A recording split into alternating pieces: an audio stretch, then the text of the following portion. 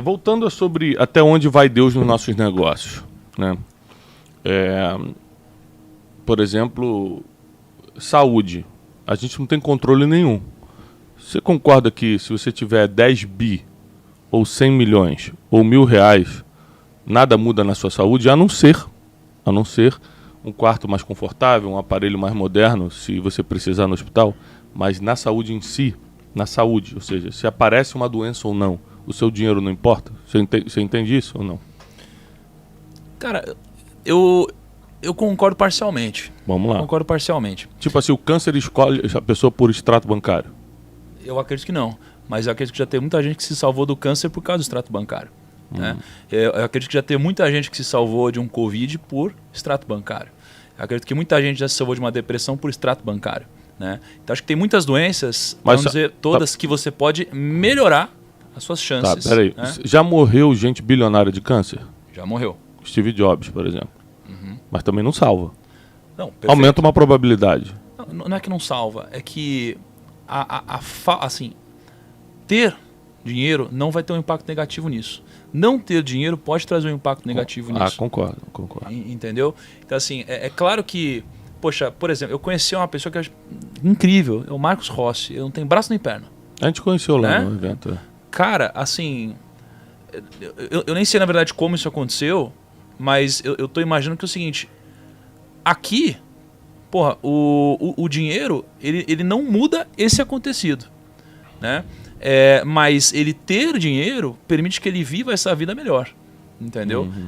Permite que as pessoas possam ter uma vida melhor e claro que não vão realizar atos mágicos, mas vão te cuidar melhor, entendeu? Vão te dar uma cama melhor, vão te dar um médico melhor, vão te dar consultores melhores. Sem dúvida. Além da saúde... Só concluir aqui o que ele colocou. O dinheiro, sem dúvida alguma, traz facilidades, né? Traz acesso.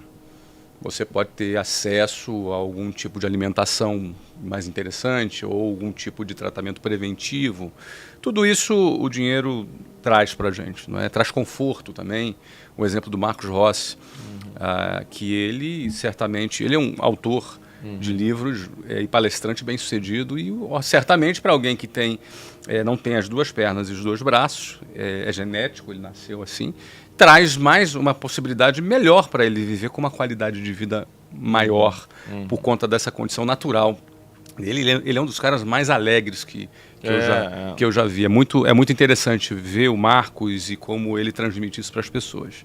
Isso é fato, o dinheiro ele traz facilidade. Mas uma das frases que eu mais gosto e repito com muita frequência é: estabilidade não existe. Porque a vida quase sempre não é o que parece ser, né? A gente está aqui hoje, amanhã a gente não está. Existem coisas que a gente não controla. A questão da doença, por exemplo, a gente não consegue controlar. A gente pode tentar ali prevenir um pouquinho, mas tem coisas que a gente não controla. Não é? A gente pode ter um acidente, a gente pode ter alguma situação imponderável na nossa vida que a gente pode, da noite para o dia, muda tudo. Né? Da noite para o dia muda tudo. Quantas histórias a gente não conhece de uma família bem estruturada e que o cara morreu... Tudo desandou. Tudo desandou, cara. Acabou, a família vivia bem, tinha até dinheiro, mas o cara morreu.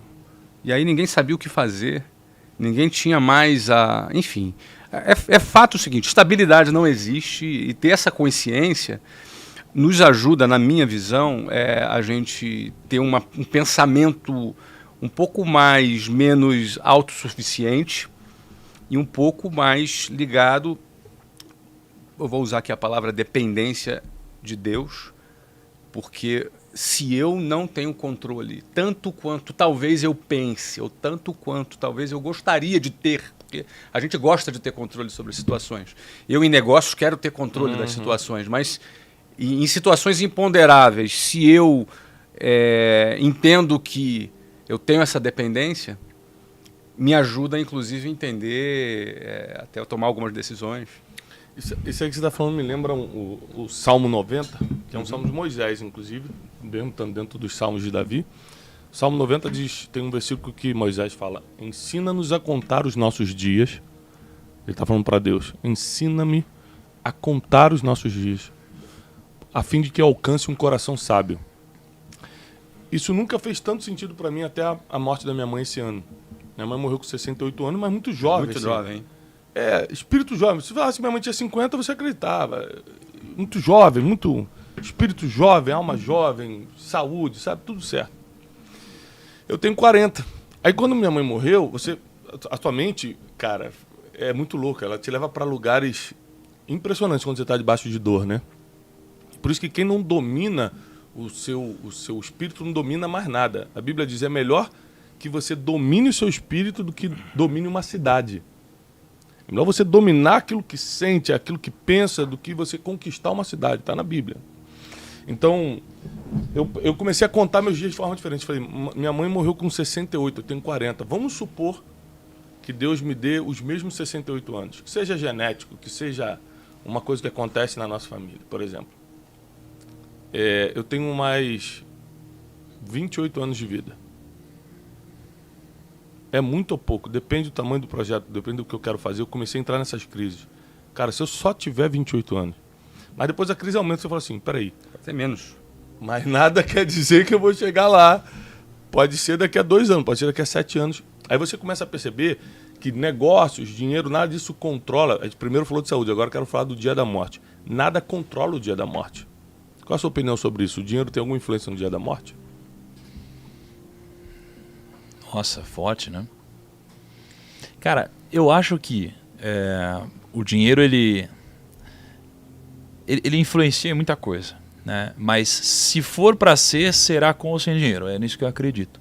Né? Destino.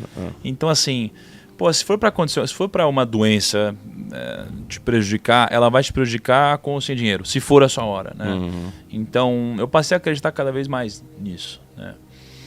O ponto é que eu acho que o dinheiro eu acho que o dinheiro ele tem uma relação, sim, com felicidade e com vida e morte. Eu acho que existe uma relação entre todas essas coisas. Então me explica. Só que eu acho que o dinheiro e a felicidade, eles são circunstanciais.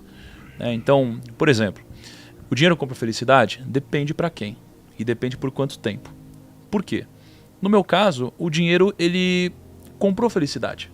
Até o momento que eu entendi que o que o dinheiro me proporcionou, e eu chamava de felicidade, já não era mais felicidade. Mas eu precisei chegar nesse momento para entender que não era isso que me preencheria. Então, quando isso deixou de ter sentido, eu precisei buscar sentido em alguma coisa. E foi nesse momento que eu entendi que o dinheiro não comprava felicidade. Uhum. Mas até eu chegar nesse momento, eu precisei passar por essa história, né? E quando você olha para pessoas, às vezes, muito pobres, você pergunta qual é o seu sonho, o que te deixaria feliz, né? Para muitas dessas pessoas, o dinheiro realizaria todos esses sonhos e deixaria as pessoas felizes. Até elas terem dinheiro para entenderem que não é isso que as preenche. Né? Por isso que eu acho que isso daqui é momentâneo, né? Mas compra, sim, felicidade temporária. Né? Uhum. Porque cada um tem o seu grau de limitado. Seria felicidade, né? Ou comprar desejos? Que a pessoa está desejando uma casa, mas ela nem sabe se a felicidade está ali mesmo. Mas o ponto é, como que alguém vai mensurar consegue descobrir o que é a felicidade? É como eu te perguntar se você ama, né? Você ama a sua esposa? Poxa, eu amo. Tá bom. Mas se você for pegar na sua história, quantas pessoas você já não achou que amou antes de amar a sua esposa de verdade? Né? Então é difícil você descrever algum sentimento antes de você sentir de verdade. E as pessoas, elas correm esse tipo de risco, né? de errar a interpretação. E para mim, cara, eu acho que tem sim interferência, mas se for o seu momento, não tem o que você possa fazer, cara. Vamos... Desculpa, só para concluir esse tema, tem uma parábola que eu gosto muito, que toca mais nesse ponto.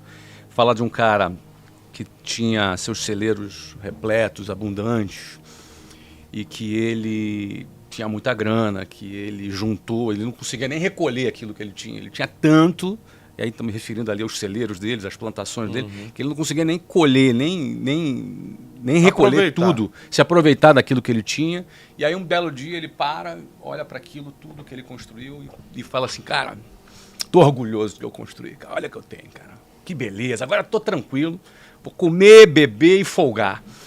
A parábola usa justamente esse ponto, né? E aí a resposta aqui foi a seguinte, mas Deus lhe disse, louco, esta noite te pedirão a tua alma e o que tens preparado para quem será. Em outras palavras, estabilidade não existe. Estabilidade não existe. A nossa hora chega, nossa hora vem, pode ser hoje, pode ser amanhã, pode ser daqui a 10 anos, a gente não sabe, nossa hora chega e o ponto é, a gente confiar 100% naquilo que a gente construiu, naquilo que a gente acumulou. E olha, cara, que eu trabalhei bastante, construí bastante coisa, acumulei coisas. Mas, cara, eu não quero nunca esquecer que estabilidade não existe, meu amigo. Estabilidade não existe. Nós estamos ao vivo no Café com Destino, com o Flávio, com o Thiago Nigro, falando sobre espiritualidade e negócios, espiritualidade e dinheiro. É a especialidade desses professores que estão aqui com a gente hoje. E não deixe agora de curtir o vídeo. Quando você curte o vídeo, entrega para mais gente. Se você não é inscrito nesse canal, esse canal só existe para te acrescentar. Então inscreva-se no nosso canal, ativa as notificações no sininho rapidinho.